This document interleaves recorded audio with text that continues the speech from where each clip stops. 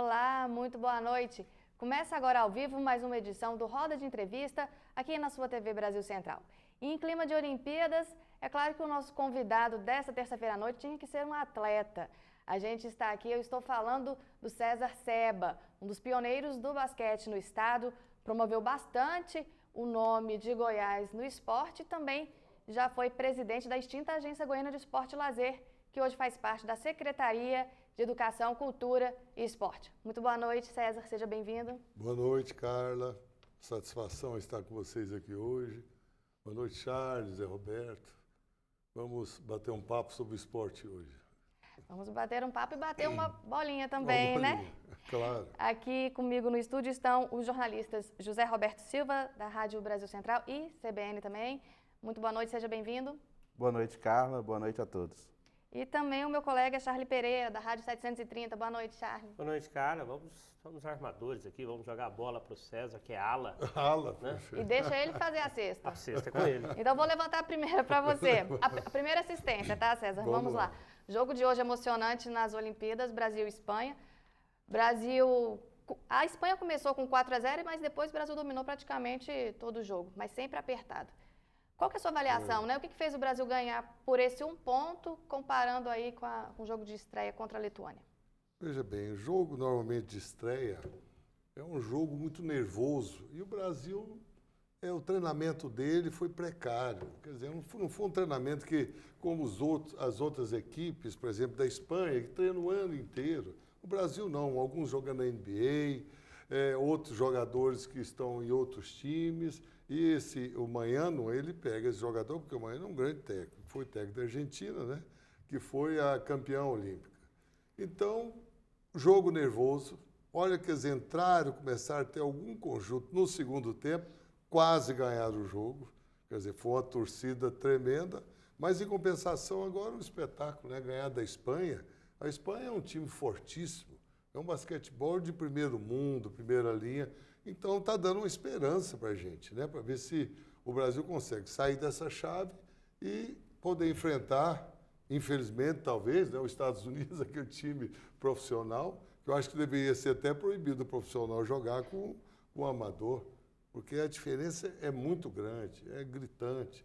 Os jogadores são excepcionais, mas mesmo assim a Argentina uma vez ganhou.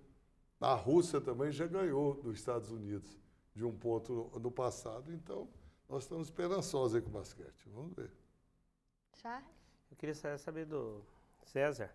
César, o Brasil, nesse time de basquete, pensar em medalha é utopia? O senhor acredita que essa geração pode dar ao Brasil essa tão esperada medalha? Eu acho que é muito difícil conseguir a medalha até o terceiro lugar. Acho difícil. Nós temos que, da agora para frente, nós vamos encontrar com outras boas equipes, que nós temos que jogar contra a Argentina ainda. E depois, passando dessa chave, nós teremos outra chave muito forte. Mas eu acho que o Brasil vai ficar entre os 5 melhores das Olimpíadas, que eu acho que é um grande negócio ainda. Antes era muito raro a gente ver brasileiros na NBA. Hoje existe uma invasão. Né? Leandrinho, Splitter, Varejão, Neném, Marcelinho Huertas. Então, assim, essa geração é uma geração melhor do que, por exemplo, aquela geração do Oscar, do Marcel, que não conseguiram, foram jogadores assim brilhantes, mas que não conseguiram entrar na NBA? Bem, eu vou dizer para você o seguinte, hoje esses atletas, eu posso dizer que são melhores do que os atletas do passado. O basquetebol evoluiu muito. Antigamente, o Brasil ficava entre os 4 melhores times do mundo. Com a Iugoslávia, Rússia, Estados Unidos e Brasil. Então, os jogos ficavam entre esses 4 times. Hoje, não. Tanto time bom que vem aí. A Espanha é um espetáculo. França. Nós temos Iugoslávia, né? Antiga Iugoslávia. Lituânia que surgiu. Lituânia. Então, Argentina? Argentina, pois é, que foi campeã olímpica. Então, você vê que são os times que evoluíram muito. E você vê que o nível de jogo, os atletas altíssimos, né, são fortes, altos, bem preparados. Antigamente não tinha isso. Não vai pensar que o Oscar vivia fazendo peso, malhando, nada disso. O Oscar, aquilo nele era natural. Mas eu ainda confiava mais na bola de 3 do Marcel do que do lance livre aí de muitos de hoje, né? Porque eles estão errando muito, né? Eles estão errando muito lance livre. E lance livre é igual pênalti. Você não pode errar. O treinamento que você faz é com o braço, que a gente fala que é o manequim.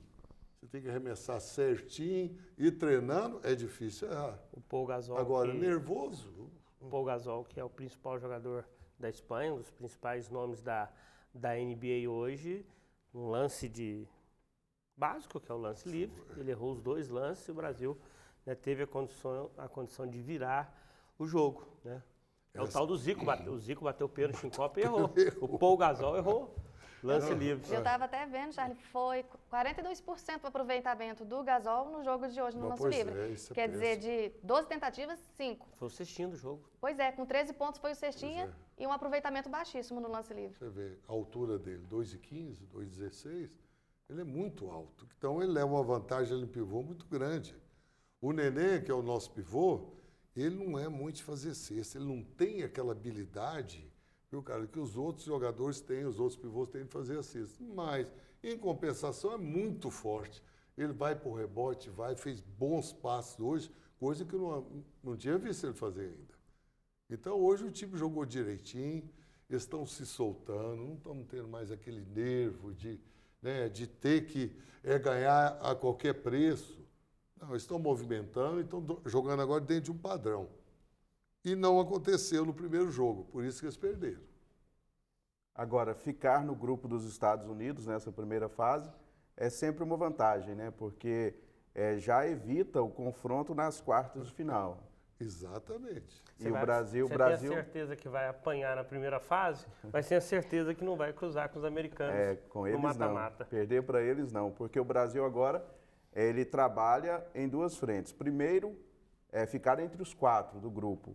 E depois, não ser o 4 do grupo. Porque senão vai cruzar com o primeiro da outra chave, que é os Estados Unidos. Tem tudo para ser, né? Tem tudo, César, como é que você vê esses novos nomes na seleção brasileira? O Felício entrou hoje, fez também um bom jogo. Você vê promessa aí para o próprio técnico conseguir dar essa evolução para o time?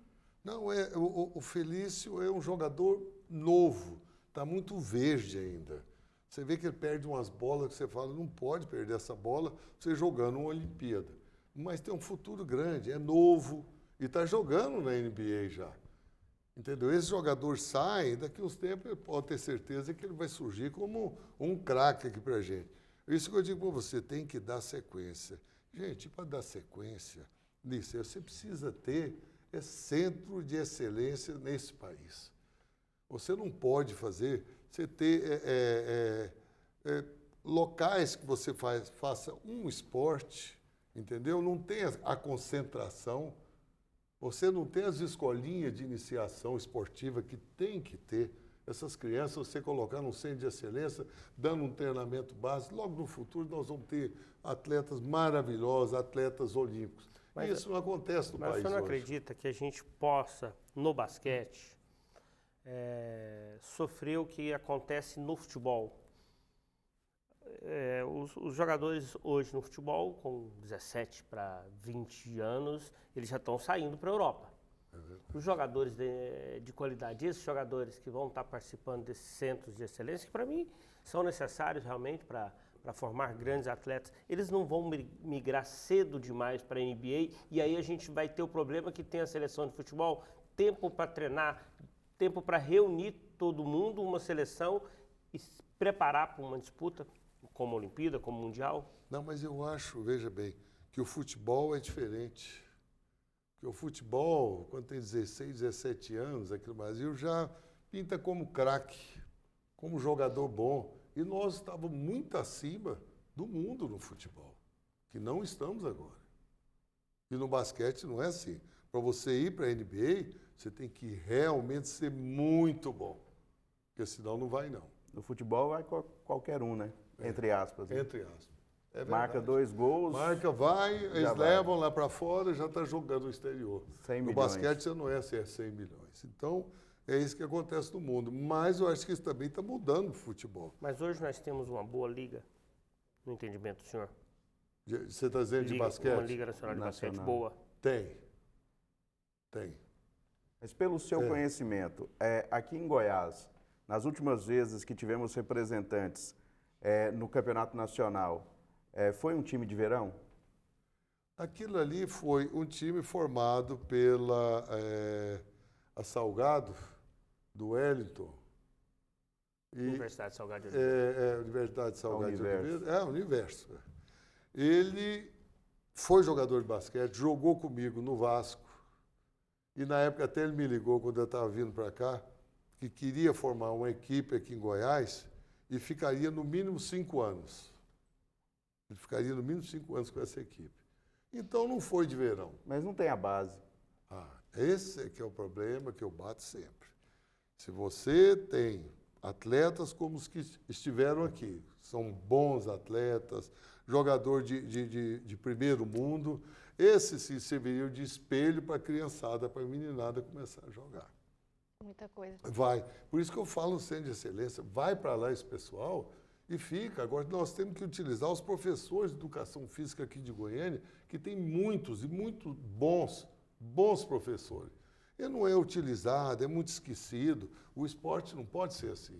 O esporte tem que ter planejamento, tem que ser mais, amador, mas tem que ser mais profissional. Começo, meio e fim. Isso, não tenha dúvida. Você falou tudo, senhor Charles.